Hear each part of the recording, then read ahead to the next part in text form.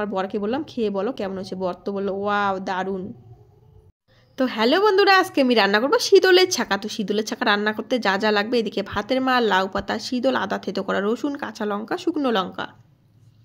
তো কড়াইতে তেল গরম হয়ে গেছে, তো দিয়ে দিলাম আমি শীতল। তো আজকে কিন্তু আমি খুবই সিম্পল পদ্ধতিতে শীতল ছাকাটা করব। তো ভিডিওটা স্কিপ না করে পুরোটা দেখো, আশা করি ভালো লাগবে।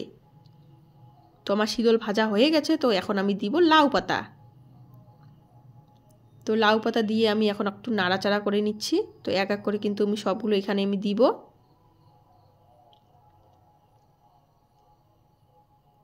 এখন রসুন বাটা। তো আবার একটু আমি নাড়াচাড়া করে নিব। আর আমি কিন্তু এরকম করে শীতলের ছাকাটা বানাই। তো তারপর আমি দিয়ে দিব কাঁচা লঙ্কা, দিব শুকনো লঙ্কা, আবার একটু আমি নাড়াচাড়া করে নিব। তারপর দিব, যেটা ছাড়া ছাকা কখনোই সম্ভব না, দিব খাওয়া সোডা। তো খাওয়া সোডা আমি দিয়ে দিলাম। তো এখন দিব পরিমাণ মতো নুন।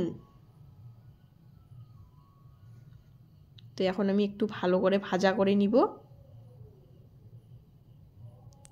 আর আমাদের রাজবংশীদের কিন্তু খুবই জনপ্রিয় খাবার এটা, মানে শীতলের ছাকাটা।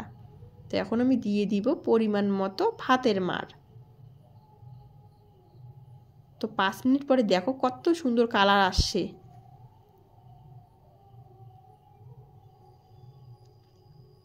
এই যে দেখো কত সুন্দর কালার আসছে, আর আমার শীতলের ছাকাটাও কিন্তু কমপ্লিট। তো তারপর আমার বরকে বললাম খেয়ে বলো কেমন হয়েছে। বর তো বললো ওয়াও দারুণ।